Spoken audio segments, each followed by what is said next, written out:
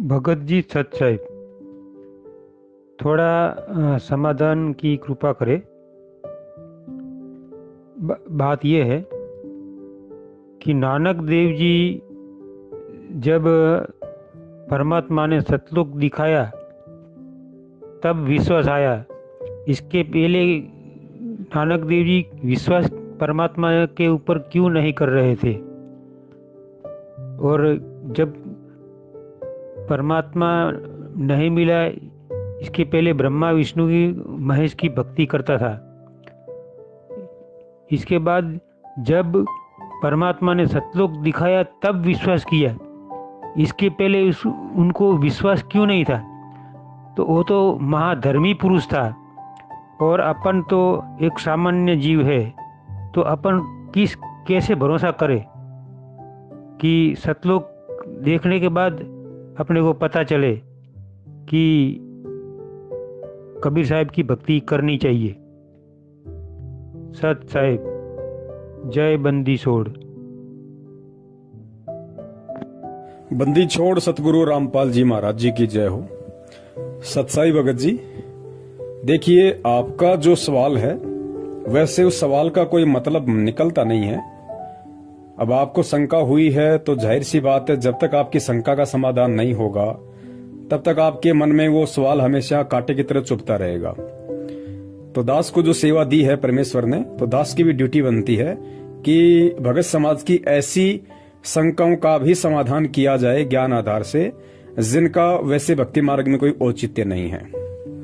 आप जी का सवाल है कि जिस प्रकार नानक जी तो बहुत अच्छी आत्मा थी, धार्मिक व्यक्ति थे, और उन्होंने भी जब परमेश्वर उनको बेई नदी पे जिंदा महात्मा के रूप में मिले, उनको सतलोक के विषय में बताया, तो उन्होंने भी तब तक यकीन नहीं किया सतलोक पे जब तक उन्होंने अपनी आंखों से सतलोक को नहीं देख लिया। आप जी का कहना ये है। भगत जी, ये सत्य नहीं है, क्योंकि ये परमेश्वर के सोचल छिद्र में आता है। ये हकीकत नहीं है कि नानक जी ने सतलोक देखने के बाद ही उनकी बातों पे यकीन किया। ऐसा नहीं है भगत जी। सत्संगों के सार को समझना पड़ेगा हमें। परमात्मा स्वयं गरीबदास जी महाराज जी को भी सतलोक लेके गए, जबकि गरीबदास जी महाराज जी के रूप में स्वयं कबीर परमेश्वर थे, डबल रोल में थे। डबल रोल में कैसे थे? जिस प्रकार काशी के भंडारे में स्वयं परमात्मा केशव बंजारे का रूप बना के आए। अब बताइए, एक रूप में तो परमात्मा सवाल पूछ रहा है और दूसरे रूप में कबीर रूप में परमात्मा खड़ा होकर 8 पहर तक 24 घंटे तक उन सवालों का जवाब दे रहा है। तो क्या हम ये कह दें कि कबीर परमात्मा को जब पता ही नहीं कि सतलोक में क्या है, वो यहाँ क्यों आए हैं, तो भगत जी सवाल व्यर्थ का होगा। क्योंकि केशव बंजारे के रूप में खुद कबीर परमेश्वर थे, उसके बाद भी वो सोचल छिद्र करते हुए, अपने आप को छुपाते हुए, इसी पृथ्वी का एक प्राणी बताते हुए और परमात्मा से सतलोक के विषय में सवाल कर रहा है, जिसने स्वयं सतलोक की रचना की। तो भगत जी, हमने परमेश्वर के सत्संगों के सार को, इन संकेतों को समझना पड़ेगा कि ऐसे खेल, ऐसी लीलाएं परमात्मा क्यों करते हैं। 650 साल से लेके आज तक और 650 साल से लेकर पहले के 3 युग, द्वापर, त्रेता और सतयुग में परमात्मा जिन जिन रूपों में आए और जो जो खेल परमात्मा ने किए, जो जो लीलाएं रची, वो भगत जी सारी की सारी लीलाएं, और 650 साल से लेके आज तक जो जो परमात्मा ने लीलाएं की हैं, वो सिर्फ आप और हम सब कलयुग की इस बिचली पीढ़ी में उत्पन्न आत्माओं के लिए की हैं। ये उदाहरण पेश किए हैं ताकि हम समझें, हम परमेश्वर से जाड़ घिसाई ना करें। जब गुरुदेव साक्षात वो परमात्मा संत रामपाल जी महाराज जी के स्वरूप में सन 1951 में पृथ्वी पे प्रकट होगा, फिर आगे चल के इस पंथ में प्रवेश करेगा, अपना ज्ञान प्रचार करेगा, हमें समझाएगा, तो उस समय संत रामपाल जी महाराज जी को इन सारी बातों को लेके दोबारा से रिवीजन ना करना पड़े, उनको बात बात पे हमारे साथ में वाद विवाद ना करना पड़े, तर्क वितर्क ना करना पड़े, इसके लिए परमात्मा ने आज से पहले इतने पापड़ बेले थे। तो आपका जो सवाल है, उस सवाल का जवाब ये है कि नानक जी जो थे, उन्होंने परमात्मा से वाद विवाद वास्तव में इसलिए नहीं किया क्योंकि उन्होंने सतलोक को अपनी आंखों से नहीं देखा था। बात ऐसी नहीं है भगत जी।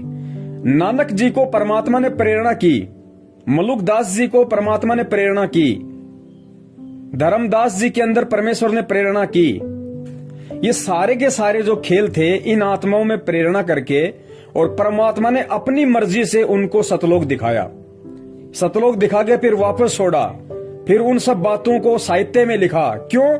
केवल आप और हम आत्माओं को ये यकीन दिलाने के लिए, ये विश्वास दिलाने के लिए कि वास्तव में सतलोक है, वहां पे परमात्मा है, वहां पे सारी सुख सुविधाएं हैं। केवल आप और हम आत्माओं को ये सब कुछ समझाने के लिए, ताकि फिर बात बात पे हर भगत को ये ना कहना पड़े और हर भगत ये ना कहे कि मुझे सतलोक दिखाओ, जब तक दिखाओगे नहीं तब तक मैं मानूंगा नहीं। और भगत जी जिनको दिखाया, क्या उन्होंने मान लिया? हजरत मोहम्मद जी को परमात्मा सतलोक लेके गए, क्या हजरत मोहम्मद जी वहां रहे? इतने सुख होने के बाद भी नहीं रहे ना, क्योंकि उनको ज्ञान नहीं था। बिना ज्ञान के वो सतलोक के सुखों को भी फीका समझ रहे थे। तो भगत जी ये जितने भी लीलाएं परमेश्वर ने की हैं, ये लीलाएं परमात्मा ने जानबूझ के की हैं, उन आत्माओं के अंदर ऐसी प्रेरणा करके की है ताकि ये उदाहरण बने, एग्जाम्पल बने। मुझे कलयुग में हर प्राणी को सतलोक दिखाना ना पड़े, हर प्राणी मेरे से ये सवाल ना करे। इसके लिए परमात्मा ने पूर्व के समय में उन सभी आत्माओं को पहले सतलोक दिखाया और फिर वो साहित्य में लिख दिया। वो पक्का प्रूफ हो गया कि हाँ सतलोक है, परमेश्वर झूठ नहीं बोल रहे। इन किताबों में, वेदों में, गीता में जो लिखा वो झूठ नहीं है। वो भगत जी हमारे को यकीन दिलाने के लिए परमात्मा ने ये सारे खेल रचे थे भगत जी। तो हम ये नहीं कह सकते कि नानक जी ने जब तक सतलोक नहीं देख लिया तब तक उनको परमात्मा पे विश्वास नहीं हुआ। ये कहना हमारा गलत हो जाएगा, क्योंकि हमने इसके पीछे के रहस्य को समझना पड़ेगा। इसी को तत्व ज्ञान कहते हैं भगत जी, ताकि हम आज उस परमात्मा से बात बात पे ये जिद ना करें कि मुझे सतलोक दिखाओ, मुझे सतलोक दिखाओ। और दूसरी बात, आपके सवाल का जवाब परमात्मा ने अपने सत्संगों में दे रखा है कि भगत जी हमने विश्वास करना पड़ेगा। अगर हमने गुरु बनाया है तो हमने फिर गुरु के प्रत्येक वचन पर विश्वास करना पड़ेगा। जिस प्रकार गुरुदेव ने बताया कि एक पिता अपनी बेटी का रिश्ता तय करके आता है और घर आके बताता है कि भाई लड़का 6 फुट का है, लड़का गोरा चिट्टा है, लड़का ये नौकरी करता है, इतनी जमीन है, इतने सारा सब कुछ है, तो वो घर पे आके बताता है। तो गुरुजी ने बताया जो समझदार जो लड़की होती है वो अपने पिता से वाद विवाद नहीं करती कि नहीं जी मुझे तो दिखा के लाओ, पहले पता नहीं आप कह रहे हो सच है झूठ है भी या नहीं है, आपने रिश्ता तय भी किया कि नहीं किया, आप झूठ बोल रहे हो सच बोल रहे हो, मुझे तो दिखा के लाओ लड़का और उसका घर दिखा के लाओ। तो ऐसी बातें वो लड़की करेगी जिसके पास में अच्छे संस्कार नहीं है और जो लड़की कुचरित्र की है या जो मंद बुद्धि है, जो अज्ञानी है।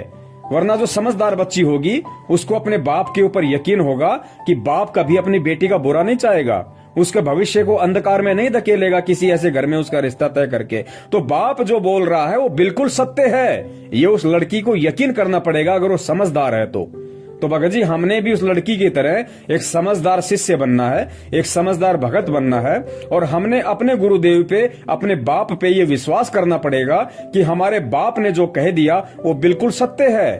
और बाप ने खाली कह नहीं दिया, बाप ने इतिहास में लिखा हुआ भी दिखा दिया, वेदों में, गीता जी में लिखा हुआ भी दिखा दिया और बाप ने प्रैक्टिकल में भी दिखा दिया उन आत्माओं को निमित्त बना के पहले के समय में। और वो आत्माएं चीख चीख के अपने ग्रंथ बना के चली गई कि हाँ सतलोक है।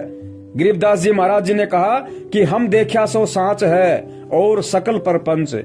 नानक जी ने गुरु ग्रंथ साहब लिख दिया सतलोक में कैसे नर नारी हैं, कैसा वहां का व्यवहार है, कैसा वहां का वातावरण है, क्या सुख है, सारी बातें तो लिखी हुई है। अब आज हम कहें कि साहब जब तक हम नहीं देख लेंगे हमें विश्वास कैसे हो, तो भाई ये तो फिर आपकी अपनी मर्जी है, इसमें किसी के साथ कोई जबरदस्ती नहीं है। जिसको ये भक्ति ज्ञान समझ में आएगा वही टिक पाएगा, अन्यथा सतलोक देखने के चक्कर में भाई लगे रहो। सत साहेब जय हो बंदी छोड़ की।